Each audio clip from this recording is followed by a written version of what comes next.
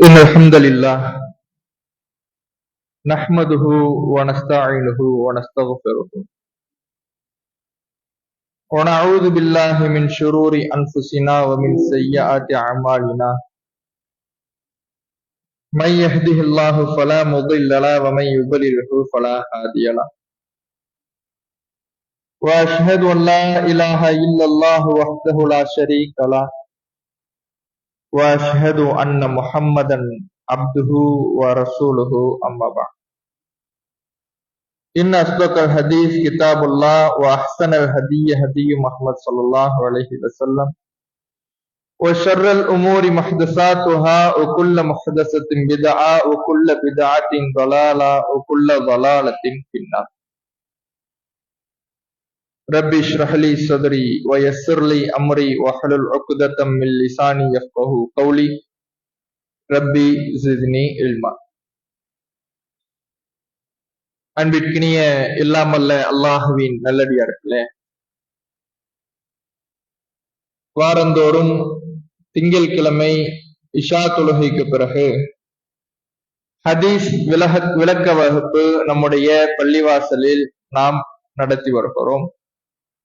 அந்த வகையில் சென்ற வாரம் நபிகள் நாயகம் ஸல்லல்லாஹு அலைஹி வஸல்லம் அவர்கள் உறவுகள் சம்பந்தமாக சொன்ன ஒரு செய்தியையும் அதற்கான விளக்கங்களையும் நாம் அறிந்தோம். அல்லாஹுடைய தூதர் அவர்கள் உறவுகளை இணைத்து வாழ்வதை இறை நம்பிக்கையோடு தொடர்பு படுத்தி இறை நம்பிக்கையாளர்களின் ஒரு பண்பாக சொல்லி காட்டுகிறார்கள் என்பதையும், நம்முடைய உறவுகளை எந்த அளவுக்கு நாம் பேணி நடக்க வேண்டும், எப்படியெல்லாம் நாம் பேணி நடக்க வேண்டும் என்று மார்க்கம் வழிகாட்டுகின்ற வழிகாட்டல்களையும் சென்ற வாரம் நாம் பார்த்தோம். இந்த வாரம் கணவன் மனைவி உறவு சம்பந்தமாக இஸ்லாம் நமக்கு சொல்லித் தருகின்ற வழிகாட்டல்களை அதனுடைய தொடர்ச்சியாக அறியவிருக்கிறோம். அல்லாஹ் ரப்பல் ஆலமீன் திருமறை குர்ஆனிலே ஒரு வசனத்தில் குறிப்பிடுகிறான், வஆஷிருஹுன்ன பில் மஅரூஃப், நல்ல முறையில் உங்கள் மனைவியரோடு நீங்கள் வாழ்க்கை நடத்துங்கள். ஃபஇன் கரிஹ்துமூஹுன்ன, அவர்களிடத்தில் விருக்கத்தக்க சில காரியங்களை நீங்கள் பார்த்தாலும், ஃபஅஸா அன் தக்ரஹு ஷைஅன் வயஜஅலுல்லாஹு ஃபீஹி கைரன் கஸீரா, நீங்கள் ஒரு விஷயத்தை வெறுக்கக்கூடும், ஆனால் அதில் அல்லாஹ் ஏராளமான நன்மைகளை ஏற்படுத்தியிருப்பான் என்று இறைவன் அந்த வசனத்திலே குறிப்பிடுகிறான். உங்களுடைய மனைவியோடு நீங்கள் நல்ல முறையில் வாழ்க்கை நடத்துங்கள் என்பதை ஒரு இறை கட்டளையாக அல்லாஹ் ரப்புல் ஆலமீன் இந்த வசனத்தில் சொல்லி காட்டுகிறார்.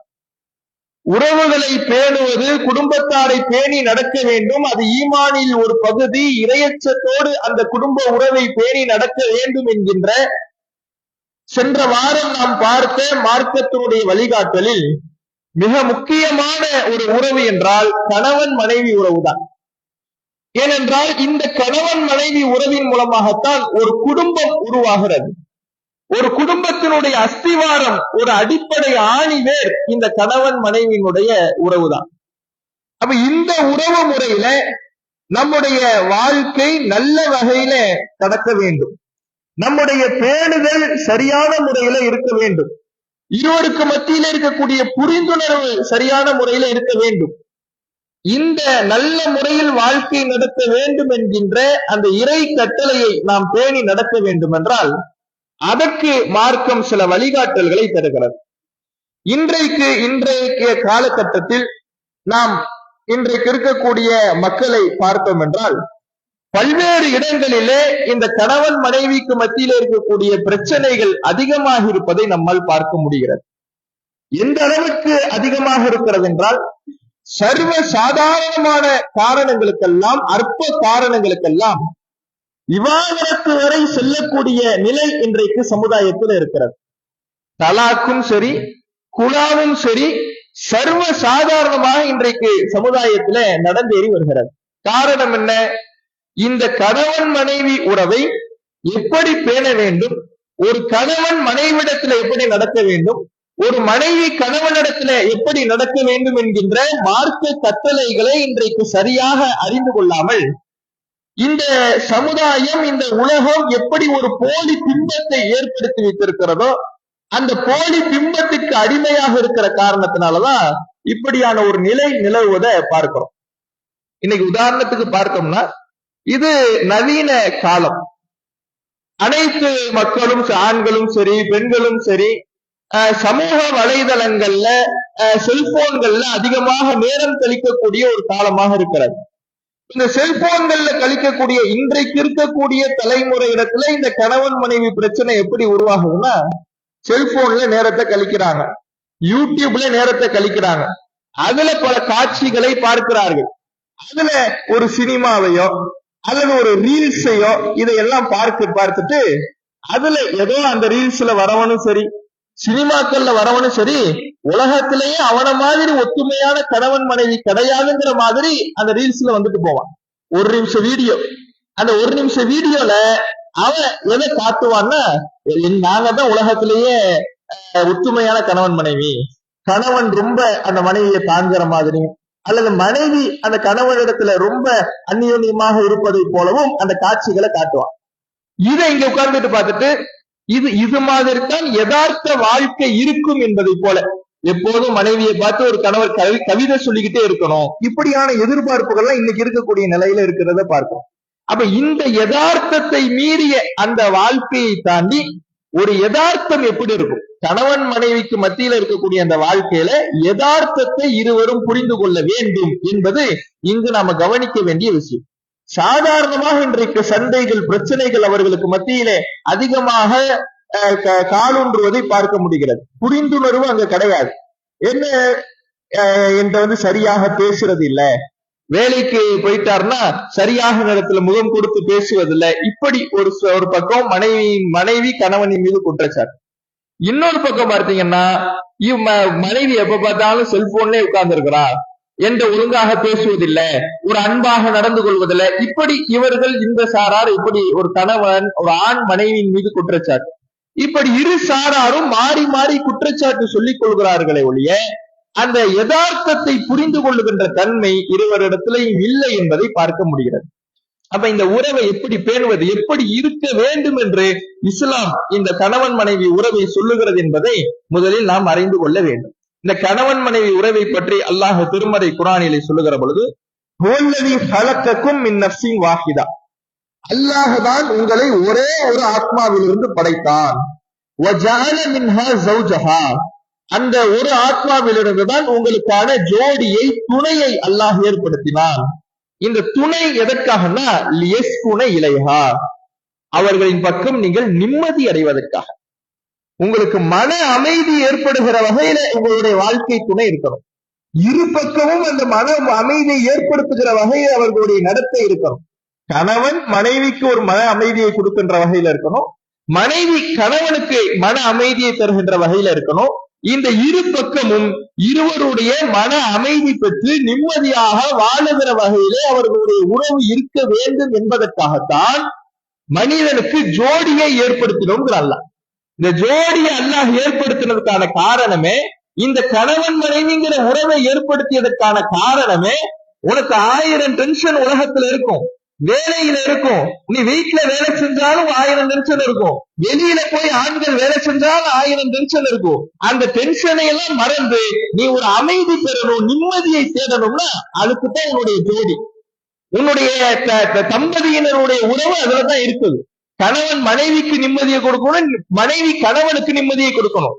ஆறுதல் தருகின்ற வகையிலே அவர்களுடைய உறவு இருக்க வேண்டும் என்பதற்காகத்தான் இந்த ஜோடியை நாம ஏற்படுத்தணும் என்று அல்லாஹ் ரப்பல் ஆலமீன் திருமறை குர்ஆனிலே சொல்லுகிறார். ஆனால் இன்றைக்கு அப்படியான உறவுகளை பார்க்க முடிகிறதா? ஒரு மன அமைதியை தருகின்ற வகையில இருவருக்கு மத்தியில இருக்கக்கூடிய அந்த பரஸ்பர பரிமாற்றம், அந்நியோன்யம் கணவன் மனைவிக்கு மத்தியில இருக்கிறதா என்றால் அந்த உறவு சிதைந்து வருவதை பார்க்க முடிகிறது. பேசுனா எரிச்சல் பண்றான், வந்த உடனே டென்ஷன், வெளியில 1008 வேலையோடு கணவர் வீட்டுக்கு வருவார், வீட்டுக்கு வந்த உடனே இங்க இருக்கிற இவங்களுடைய டென்ஷனை எல்லாம் அவர் மேல இறக்கி வச்சிடுறது. ஒரு மனைவி செய்யக்கூடிய செயல் எப்படி இருக்கும்னா, இவர் வேலையில 1008 டென்ஷன், ஒரு கடையில நிற்பாரு. கடையில நிற்கும் பொழுது வந்து வாங்கக்கூடியவர்கள், வாடிக்கையாளர்கள் எல்லாமே ஒரே மாதிரி இருப்பாங்கன்னு சொல்ல முடியாது. 4 பேர் 4 விதமா இருப்பான். ஒருத்தன் நம்மள்ட்ட எடுத்தெறிந்து பேசுவான், கடுகடுஎன்று நடந்து கொள்வான். இதையெல்லாம் பார்த்துட்டு ஒரு டென்ஷன்ல, ஒரு ஸ்ட்ரெஸ் ஆக, மன அழுத்தத்தோடு அவர் வீட்டுக்கு வருவார். வீட்டுக்கு வந்த உடனே மனைவி இவங்க என்ன செய்யறதுன்னா, வீட்டுல இவங்களுக்கு ஒரு 1000 டென்ஷன் இருந்திருக்கும். இந்த 1000 டென்ஷன் என்ன பண்ணுவாங்கன்னா, அவர் பக்கம் அப்படியே தள்ளி விடுறது. அவர் இடத்துல அதையெல்லாம் இறக்கி வச்சிடறாரு. இப்ப பாருங்க, சொல்லு பேச்சே கேட்கறது இல்ல, பிள்ளையிட கம்ப்ளைண்ட் கொண்டு போறது. இவங்களுக்கு வேற ஏதாவது வீட்டுல அந்த தேவை இருக்குது, இந்த தேவை இருக்குன்னு இப்படி ஒரு டென்ஷனை ஏற்படுத்துகிற வகையில வந்த உடனே, நுழைந்த உடனே அவரை ஆறுதல் படுத்துகின்ற வார்த்தைகளை சொல்லாமல் அந்த டென்ஷனை இன்னும் கூட்டுகிற வகையில பேச்சு அமைகிற பொழுது அந்த நிம்மதி தொலையுது. என்ன கடைசியில மனுஷன் என்ன பேசுறா, இந்த டென்ஷன் கூடும் பொழுது ஒரு கட்டம் பொறுப்பான், இன்னொரு கட்டம் பொறுப்பான், இன்னொரு கட்டம் பொறுப்பான். கடைசியா என்ன சொல்லுவான்னா, இந்த வீட்டுக்கு வரதுக்கு எரிச்சலா இருக்குன்னு ஒரு வார்த்தை விட்டுருவாரு இவர். அந்த டென்ஷன் கூடுன உடனே இவர் என்ன பண்ணிடுவாருன்னா, இதுக்குதான் வீட்டுல நுழையிறதுக்கே பயமா இருக்கு, வீட்டுல நுழையிறதுக்கே எரிச்சலா இருக்கு, 1008 டென்ஷனோடு இங்க வந்தா நீ அதுக்கு மேல பேசுற, இங்க வர்றதுக்கே எரிச்சலா இருக்குன்னு இவர் கோபத்துல ஒரு வார்த்தை விடுவாரு. உடனே அந்த அம்மா, அப்ப இந்த வீட்டுக்கு வர்றதுக்கு எரிச்சலா இருக்குன்னா எந்த வீட்டுக்கு வர்றதுக்கு பிடிக்குது, இப்படி அவங்க எதிர்கேள்வி. இங்க ஆரம்பிக்கும் இந்த சண்டை. இப்படி ஆரம்பிக்கிற அந்த சண்டை, அது நாம அந்த அமைதியை கொடுத்து புரிந்துணர்வை ஏற்படுத்தி அதை சாந்திப்படுத்தவில்லை என்றால் அது பூதாகரமா வெடிச்சு 2 பேருக்கு மத்தியில் அந்த மனக்கசப்பு நீடித்து கொண்டே போகும். அப்ப இதை சரி செய்யக்கூடியவர்களாக இருக்கணும். யதார்த்தத்தை புரிந்து கொண்டு தம்பதியினர் நடக்கணும். நபிகள் நாயகம் ஸல்லல்லாஹு அலைஹி வஸல்லம் அவர்கள் இதற்கு மிகப்பெரிய எடுத்துக்காட்டு. அல்லாஹுடைய தூதர் அவர்களுடைய வாழ்க்கையை புரட்டி பார்த்தால் அவர்களுடைய மனைவிகள் ரசூலுல்லாஹ்ட்ட நடந்து கொண்ட முறையும், ரசூலுல்லாஹ் மனைவிமார்களிடத்துல நடந்து கொண்ட முறையும் இருக்குல்ல, அது அந்த அடிப்படையில நம்முடைய வாழ்க்கையை அமைத்துக் கொண்டோம் என்றால் சண்டைகளுக்கு, சச்சரவுகளுக்கு, மனக்கசப்புகளுக்கு, மனதளவிலே தூரமாகிற நிலைமை நம்ம இடத்துல இருக்காது. அல்லாஹுடைய தூதர்வர்களுக்கு வஹி வருது. முதல்ல ஜிப்ரீல் அலைஹிஸ்ஸலாம் அவங்கள பார்க்கிறாங்க. அதுவரை வானவரை ரசூலா பார்த்தாங்களா? எந்த மனிதருக்காவது அறிமுகமான ஒரு தோற்றமாக வானவருடைய தோற்றம் இருந்துச்சா? யார் சொல்லி கூட கேள்விப்பட்டிருக்க மாட்டாங்க. இப்படி கேள்விப்படாத ஒரு உருவத்தை நபிகள் நாயகம் ஸல்லல்லாஹு அலைஹி வஸல்லம் பார்க்கிறாங்க. எப்படியான ஒரு பதட்டம் ரசூலுல்லாஹ்வுக்கு தொற்றிக்கொள்ளும். உடம்பெல்லாம் நடுக்க ஆரம்பிச்சிருச்சு ரசூலுல்லாஹ். உடம்பெல்லாம் நடுக்கத்துல வியர்வை இப்படி வழிந்தோடுகிறது, உடம்பெல்லாம் பாரமாயிடுது, மனதெல்லாம் அழுத்தமாகி விடுகிறது. ரொம்ப ஒரு நடுங்கி கொண்டு ரசூலுல்லாஹ் வீட்டுக்கு ஓடி வராங்க. ஜம்மிலூனி, என்னை போர்த்துங்கன்னு அந்த நடுக்கத்தை தனித்துக் கொள்வதற்காக ரசூலுல்லாஹ் வீட்டுக்கு வராங்க. வந்த உடனே ஆயிஷா ஹதீஜா ரலியல்லாஹு அவர்கள் அவங்க ரசூலுல்லாஹை அரவணைத்து முதல்ல அவங்க சொன்னதை செய்யறாங்க. நம்ம இங்க என்ன நடக்கும், இது மாதிரி சொன்னாங்க, ஏன் வெயில் அடிக்குது, இந்த வெயில் எதுக்கு போடுவேன்னு கேள்வி வரும். ஏதாவது இப்படி ஒரு நிகழ்ச்சி நம்ம சூழல நினைச்சு வைங்களேன், அடிக்கிற வெயிலுக்கு போடுவையா, என்ன சொன்னாரோ அது முதல்ல அதை செஞ்சுட்டு அடுத்தது கேட்போங்கிறது வராது. அப்ப முதல்ல என்ன சொல்றாங்க ரசூலுல்லாஹ், அத முதல்ல அவங்க செஞ்சிடறாங்க. செஞ்சுட்டு தான் என்னங்கிறது கேட்கிறாங்க. என்ன நடந்துச்சு, ஏன் இப்படி பதட்டமா இருக்கீங்கன்னு கேட்கிறாங்க. கேட்ட உடனே ரசூலுல்லாஹ் இந்த நடந்த விவாதத்தை எல்லாம் சொன்னாங்க. அப்படி ஒரு வானவர்னு வந்தாரு, ஜிப்ரீல்னு வந்தாரு, என்ன ஓத சொன்னாரு, என்ன இருக குடிச்சாரு, பயம் வந்துடுச்சு, வந்துட்டேன். ரசூலுல்லாஹ் எல்லாத்தையும் சொல்றாங்க. ரசூலுல்லாஹ் சொல்லும் பொழுதே லக்கத் ஹஷீது அலா நஃப்ஸி, நான் என் விஷயத்துல ரொம்ப பயப்படுறேன், என்ன நடக்குமோன்னு தெரியல, ஏதோ நடக்குது அப்படிங்கிறாங்க. பதட்டத்துல ரசூலுல்லாஹ் பேசுறாங்க. அப்ப ஹதீஜா ரலியல்லாஹு அவர்கள் சொன்ன வார்த்தை என்ன தெரியுமா? கல்லா, அவ்வாறு இல்லை, வல்லாஹி மா யுஹ்ஸிகல்லாஹு அபதா, அல்லாஹ் ஒருபோதும் உங்களை இழிவுபடுத்தி விட மாட்டான், உங்களை கீழே ஆக்கிட மாட்டான், உங்களை இழிந்தவராக ஆக்கிட மாட்டான். முதல் வார்த்தையை பாருங்க, எப்படியான வார்த்தை. பயத்துல வராங்க, பதட்டத்துல வராங்க, தனக்கு ஏதோ நடந்துடுச்சுன்னு வராங்க. ஏதோ நடந்துடுச்சுன்னு வந்த உடனே ஹதீஜா ரலியல்லாஹு அவர்கள் ரசூலுல்லாஹுடைய அந்த மனநிலையை புரிஞ்சுட்டு, நம்முடைய கணவர் ஒரு பதட்டத்துல இருக்கிறாரு, நம்முடைய கணவர் ஏதோ ஒரு பயத்துல இருக்கிறாரு, ஒரு நடுக்கத்துல இருக்கிறாரு, இதை போக்குறதுக்கு என்ன செய்யறது? அல்லாஹ் உங்களை இழிவுபடுத்தி விட மாட்டான், உங்களை அவமானப்படுத்தி விட மாட்டான், உங்களுக்கு கேடை தந்து விட மாட்டான். முதல் வார்த்தையை, அற்புதமான வார்த்தையை ஹதீஜா ரலியல்லாஹு அவர்கள் போடுறாங்க. போட்டுட்டு ரசூல்லாவிடத்துல இருந்த அந்த பாசிட்டிவான விஷயங்கள், ரசூல்லாவிடத்துல இருந்த அந்த நல்ல காரியங்கள் எல்லாத்தையும் ஹைசார் ரலியல்லாஹு அவர்கள் பட்டியல் போடுறாங்க. நீங்க எப்படிப்பட்டவர், உறவுகளை இணைத்து வாழ்பவர், சிரமப்படுபவர்களுக்காக உதவி செய்பவர், இல்லாதவர்களுக்கு வாரி வழங்குபவர்கள், விருந்தாளிகளை நல்லுபகாரம் செய்யக்கூடியவர்கள், கடன் பற்றி யாராவது கஷ்டப்பட்டால் கூட அவர்களுக்கு நீங்கள் உதவி செய்யக்கூடியவர். இப்படி அவர் ரசூலுல்லாஹ்விடத்தில் இருந்த நல்ல பழக்கங்களை சொல்லி இவ்வளவு நல்லவராக இருக்கக்கூடிய உங்களுக்கு எந்த கேடும் வராத எப்படி அணுகுறாங்கன்னு பாருங்க. கணவர் ஒரு பதட்டத்துல ஒரு டென்ஷன்ல வரும் பொழுது அணுகக்கூடிய முறை. இங்க ஏதாவது சண்டை வருமா? இங்க நம்ம சூழல்ல எப்படி நடக்குது? வீட்டுல இருந்து டென்ஷன்ல வருவார், வந்து ஒரு மாதிரி அப்படியே உட்காருவார். வந்து என்ன பண்ணுவார், உட்காருவார். கடையில ஒருத்தவங்க கடுமையா பேசிட்டான், இல்ல ஓனர் என்ன கொஞ்சம் கடுமையா திட்டார், அவர் முன்ன 4 பேர் முன்னாடி என்ன வச்சு பேசிட்டார். எப்படி சொல்லணும், ஆறுதல் சொல்லணும்ல. உங்க வாய் சும்மா இருந்திருக்காது, பதில் வரும். உங்க வாய் என்ன இருக்காது, சும்மா இருந்திருக்காது. உங்களுக்கு நல்லா வேணும். இப்ப உட்கார்ந்து என்ன பிரயோஜனம், நீங்க பேசுறதுக்கு முன்னாடி யோசிச்சிருக்கணும். எல்லாம் கொட்டிடும். இப்ப அவனுக்கு நிம்மதி கிடைக்குமா? அந்த மன அமைதிங்கிறதே அவனுக்கு போயிடும். ஏண்டா வந்தோன்னு இருக்கும். அப்ப இந்த ஒரு நிலை ரசூலுல்லாஹ்வுடைய அந்த மன வாழ்விலே, அந்த இல்லற வாழ்விலே இருந்தது கிடையாது. அவ்வளவு ஆறுதலாக அற்புதமாக அல்லாஹுடைய தூதர் அவர்களை அந்த கதிஜா ரலியல்லாஹு அவர்கள் அணுகி இருக்கிறாங்க. அதனாலதான் ரசூலுல்லாஹ் கதிஜா ரலியல்லாஹு அவர்கள் மீது வைத்த அந்த பாசம் இருக்கல எந்த அளவுக்குன்னா, அவங்க மௌத்தானா கூட அவர்களுக்கு நெருக்கமானவர்களை, கதிஜா ரலியல்லாஹு அவர்களுக்கு நெருக்கமானவர்களை அரவணைக்கின்ற ஒரு நிலை ரசூலுல்லாஹ்விடத்தில் இருந்துச்சு. இன்னைக்கு மனைவிமார்கள் கணவன்மார்கள் மேல வைக்கக்கூடிய குற்றச்சாட்டுல ஒண்ணு என்னன்னா, எங்க வீட்டுக்கெல்லாம் அவர் கண்டுக்கவே மாட்டார், எங்க வீட்டு ஆளுங்கள்னா கொஞ்சம் தூரமா தான் நிப்பார் அவர். ஏன், இவங்க படுத்துற பாடு பத்தாதுன்னு நான் அவங்கள்ட்ட வேற படணுமான்னு இவர் இருப்பாரு. இவங்க என்ன நினைச்சுக்கிறது, நம்ம வீடுனா இவருக்கு கொஞ்சம் ஒரு மாதிரிதான், ஒரு தூரமா தான் நிப்பாரு ஆளு, நம்ம வீடுனா கொஞ்சம் விலகிதான் நிப்பாரு. இப்படி இவங்க என்ன பண்றது, குற்றச்சாட்டு வைக்கிறது. நடந்து கொள்ளுகின்ற முறைகளில் நபிகள் நாயகம் ஸல்லல்லாஹு அலைஹி வஸல்லம் அவர்கள், கதீஜா ரலியல்லாஹு அவர்கள் எந்த அளவுக்கு ஆறுதலாக அரவணைப்பாக ரசூலுல்லாஹ்வுக்கு இருந்தார்களோ, அதே அளவுக்கு நபிகள் நாயகம் ஸல்லல்லாஹு அலைஹி வஸல்லம் அவர்கள் கதீஜா ரலியல்லாஹு அவர்கள் மீது அன்பு செலுத்தியதோடு அவர்களுடைய குடும்பத்தார், அவர்களுடைய தோழிகள் முதற்கொண்டு ரசூலுல்லாஹ் அரவணைச்சாங்க. கதீஜா ரலியல்லாஹு அவர்களுடைய மௌத்துக்கு பிறகும் கூட ஒரு ஆட்டை அறுத்தா கூட கதீஜாவுடைய தோழிகளுக்கு கொடுத்து அனுப்புங்க, ரசூலுல்லாஹ் கட்டளையிடுவாங்க. எந்த அளவுக்குன்னா, இந்த அன்பை பார்த்து ஆயிஷா ரலியல்லாஹு அவர்கள் பொறாமைப்படுற அளவுக்கு.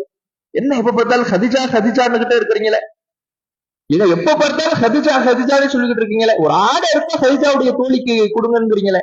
இப்படி ஆயிஷா ரலியல்லாஹு அவர்கள் ஒரு பொறாமைப்படுகின்ற அளவுக்கு ரசூலுல்லாஹ்வுடைய அந்த பாசம் கதீஜா ரலியல்லாஹு மீது இருந்தது. அதனாலதான் ரசூலுல்லாஹ் சொன்னாங்க, நான் ருசித்து ஹுப்பஹா, கதீஜாவுடைய நேசம் எனக்கு ரிசுக்காக வழங்கப்பட்டது, கதீஜாவுடைய காதல் அன்பு எனக்கு ரிசுக்காக வழங்கப்பட்டது. ரசூலுல்லாஹ் சொல்றாங்க. அவ்வளவு அந்யோன்யம் 2 பேருக்கு மத்தியில. இதுல அவர்கள் வயதுல மூப்பானவங்க கூட, ரசூலுல்லாஹ்வோட வயதுல மூத்தவங்க இருந்தாலும் அந்த உறவு இருந்துச்சுல, அவ்வளவு அற்புதமான ஒரு உறவாக நபிகள் நாயகம் ஸல்லல்லாஹு அலைஹி வஸல்லம் அவர்களுடைய நிலை இருந்திருக்கிறது என்பதை நாமால பார்க்க முடிகிறது. அப்ப இந்த அந்யோன்யம் என்பது ஒவ்வொரு கணவன் மனைவிக்கு மத்தியில இருக்கணும்னா இருவரிடத்திலையும் புரிந்துணர்வு என்பது இருக்கணும். ஒரு பக்கம் இப்படி, அதாவது மனைவி கணவனை புரிந்து கொள்ளாமல் சூழல் அறியாமல் நடந்து கொள்வது.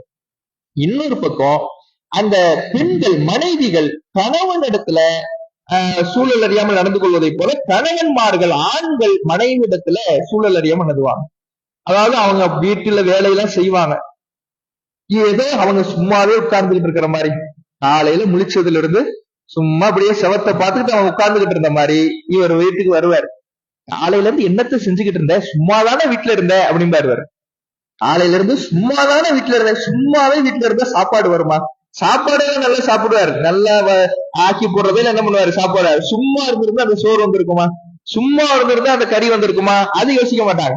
காலையில இருந்து வீட்டுல சும்மாதானே இருந்த அப்படின்னு ஒரு வார்த்தையை போட்ட உடனே பெண்ணுக்கு அது ஒரு மனசுல ஒரு அழுத்தமா ஆயிடும். என்னடா இவ்வளவு நேரம் பார்த்திருக்கிறோம், காலையில எழுந்திரிச்சதுல இருந்து இவரை வேலைக்கு அனுப்பி, உள்ளேயே ஸ்கூலுக்கு அனுப்பி, சாப்பாடு செஞ்சு, இருக்கிற துணிகளை துவைச்சு காய போட்டு இவ்வளவு வேலையை செஞ்சிருக்கிறோம், சும்மா இருந்தேன்னு ஒரு வார்த்தையை சொல்லிட்டார, அது அவர்களுக்கு ஒரு காயமாக உள்ளத்தில் ஒரு வடுவாக ஆயிடும்.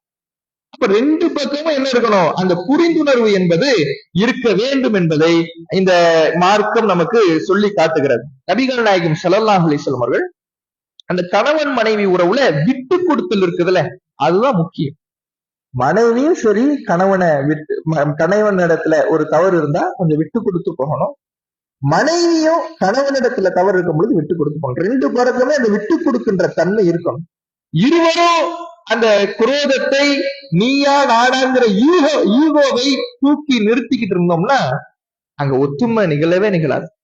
ரெண்டு பேருமே நீ ஃபர்ஸ்ட் பேசுறியா, நான் ஃபர்ஸ்ட் பேசுவானா, நீயா நானா, நீ ஃபர்ஸ்ட் இறங்கி வரியா, நான் இறங்கி வரட்டுமா, இப்படி இருந்தா குடும்பத்துல இருக்கிற சந்தோஷமே குறைஞ்சிடும். அதுக்குதான் ஒரு உதாரணம் சொல்லுவாங்க. ரெண்டு கணவன் மனைவி இருந்திருக்கிறாங்க. அவங்க ரெண்டு பேரும் பேசல, ரெண்டு பேருக்கும் சண்டை, மன வருத்தம், பேசல. இவரும் பேசல, அவங்களும் பேசல, பேசாம இருந்துக்கிறாங்க. இது ஏதாவது தேவை கேட்டுதானே ஆகணும். என்ன பண்றது, சைகையில பேசுறது. சைகையில சாப்பாடு வேணுமா கொண்டு வா அப்படிங்கிறது. பேசல, அதாவது பேசுனா என் நிலை இறங்கிடும். சைகையில என்ன பண்ணிப்பாரு, கேட்டுப்பாரு. இப்படி சைகையில ரெண்டு பேரும் பேசிக்கிட்டு இருக்கிறாங்க. இது கொஞ்சம் அப்கிரேட் ஆகி எழுதி வைக்கிறாரு.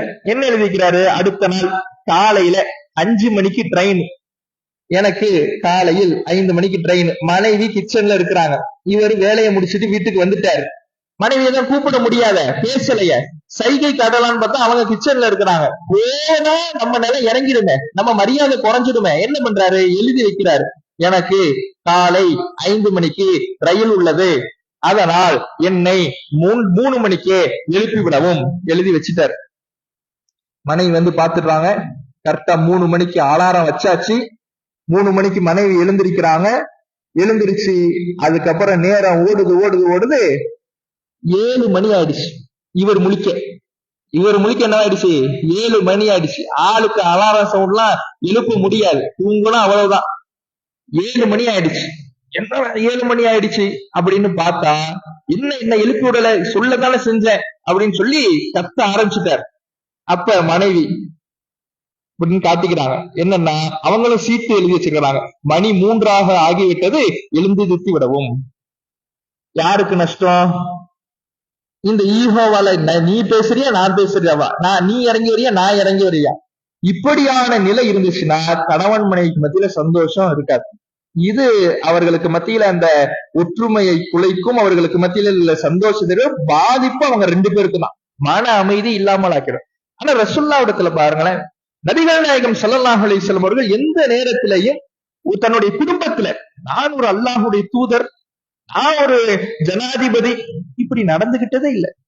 ஒரு சாதாரண ஆண் ஒரு மனைவிடத்துல எப்படி நடக்கணும், இறங்கி போக வேண்டிய நேரத்துல இறங்கி போகணுங்கிறத ரசூலுல்லாஹ் புரிஞ்சு நடந்தாங்க. ஆயிஷா ரலியல்லாஹு அவர்கள்ட்ட கேட்கிறாங்க.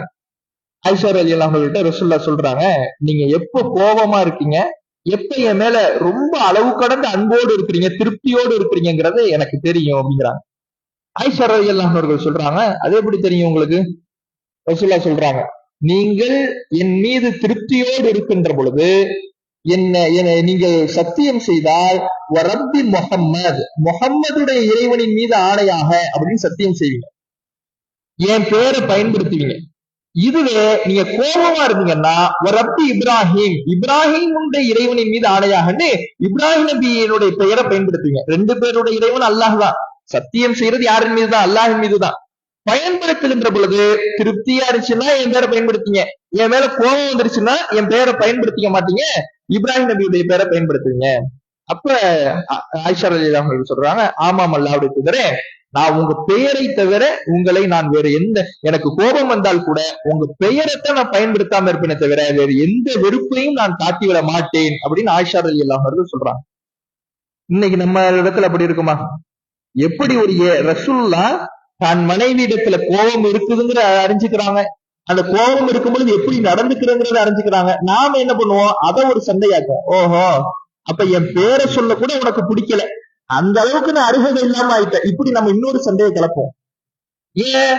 அந்த புரிந்துணர்வு இடைவேளை ஏற்படும் பொழுது இப்படி சொல்வதையெல்லாம், கேட்பதையெல்லாம், சொல்லுகின்ற வார்த்தைகளை எல்லாம் சண்டையாகவே பார்க்கக்கூடிய நிலை இன்றைக்கு இருக்கிறது என்பதை நம்மால அறிந்து கொள்ள முடிகிறது. அதே மாதிரி ஒரு நாள் ரசூலுல்லாஹ் ஒரு மனைவியினுடைய வீட்டுல இருக்கிறாங்க.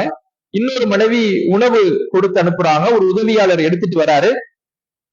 எடுத்துட்டு வந்த உடனே இந்த மனைவி என்ன பண்றாங்கன்னா, நம்ம வீட்டுல தானே இருக்கிறாங்க, ஒவ்வொரு மனைவிக்கும் ஒவ்வொரு நாள் ரசூலுல்லாஹ் ஒதுக்கிட்டாங்க. இப்ப நம்ம வீட்டுல இருக்கிற நாள், நம்ம சமைச்சு போட வேண்டிய நாள்ல, நம்ம உணவு கொடுக்க வேண்டிய நாள்ல இவங்க கொடுத்து அனுப்புறாங்கன்னு கோபத்துல தட்டி விடுறாங்க. தட்டி விட்டா தட்டெல்லாம் உடஞ்சிடுச்சு. நாம அந்த நேரத்துல இருந்தா எப்படி ரியாக்ட் பண்ணிப்போம்? உனக்கு என்ன அவ்வளவு திமுறா, அது இதுன்னு போட்டு கடுமையாக நடந்திருப்போம். சில பேர் இழுத்து போட்டு சாத்து கூட சாத்திடுவாங்க. அந்த அளவுக்கு கோபம் நமக்கு வரும். ஆனா ரசூலுல்லாஹ் எப்படி நடந்துக்கிட்டாங்க பாருங்க. உடனே அந்த தட்டு எடுத்து பொறுக்குறாங்க.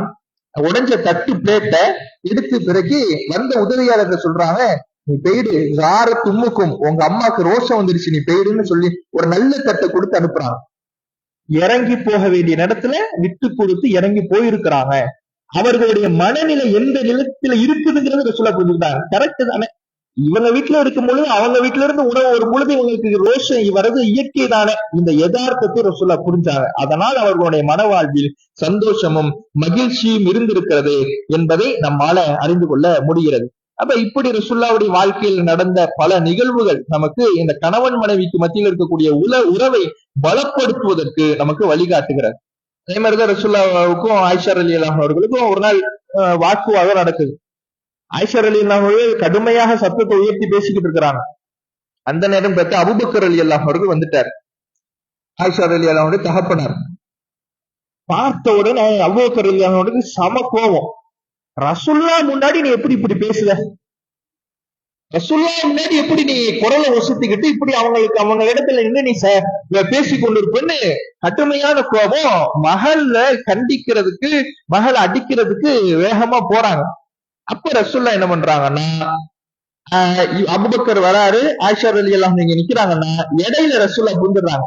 இடையில பூந்து அவர் அடிக்காம ஆயிஷா ரலியல்லாஹு அவர்கள் என்ன பண்றாங்க, தடுத்து நிறுத்திடுறாங்க. ஒரு கட்டத்துல அபூபக்கர் ரலியல்லாஹு அவர்கள் போயிடுறாரு, அவங்க வீட்டுக்கு போயிடுறாரு.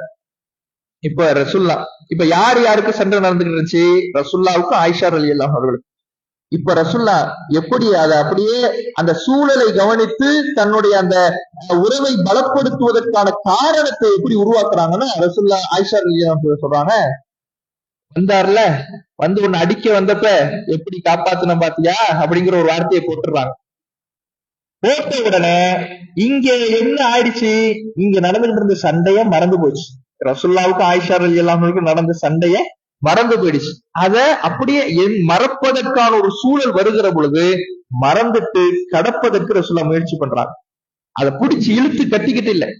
நம்ம சில நேரங்கள்ல கணவன் மனைவிக்கு மத்தியில சண்டை இருக்கும். வீட்டுக்கு யாராவது கெஸ்ட் வந்துடுவாங்க, உறவினர்கள் வந்துடுவாங்க, அவங்க முன்னாடி நல்லா சிரிச்சு பேசிப்பாங்க. அவங்க போனதுக்கு அப்புறம் திரும்ப உம்முனாயிடுறது. ஏன்? அந்த பழைய சண்டைய அப்படியே நீ அந்த மறந்ததோடு அப்படியே மறந்துட்டு போயிடுவோம்னு விட்டு கொடுத்துறது கிடையாது. அதை திரும்ப இழுத்து வச்சு அதை நான் மறந்துட்டேன்னு நினைக்கிறீங்களா? சும்மா உங்க சொந்தக்காரங்க வந்தாங்கன்னு சிரிச்சேன், இன்னும் மறக்கல, அதை சொல்லி வர கட்டுறது. அப்ப இப்படி இருந்தால் அந்த குடும்பத்தில் சந்தோஷம் என்பது, மகிழ்ச்சி என்பது இருக்காது. அப்ப மகிழ்ச்சிக்கு மிக முக்கியமான அடிப்படையான ஆணிவேரான விஷயமே இருவருடைய சூழலை புரிந்து விட்டு கொடுத்து போவதுதான். இருவரிடத்திலுமே அந்த பண்பு இருக்கணும். கணவனிடத்திலும் இருக்கணும், மனைவிடத்திலும் இருக்கணும். இருவரும் அந்த யதார்த்தத்தை புரிந்து கொள்ள வேண்டும். எந்த சூழல்ல இந்த வார்த்தையை சொன்னார், இதை நம்ம குற்றமா எடுக்கணுமா?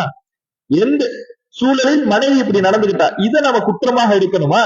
இதை நாம புரிந்து கொண்டு நடந்தால் அந்த உறவு என்பது நீடிக்கும். அந்த உறவு என்பது மகிழ்ச்சியில கழிப்பதற்கு ஒரு உதவியாக இருக்கும். இன்ஷா அல்லாஹ் அடுத்த வரக்கூடிய வாரம் உறவினர்கள் சம்பந்தமாக மேலதிகமான தகவல்கள் என்னவென்று மார்க்கம் சொல்கிறதோ அதை அறிந்து கொள்வோம். அஸ்ஸலாமு அலைக்கும் வரஹ்மத்துல்லாஹி வபரகாத்துஹு.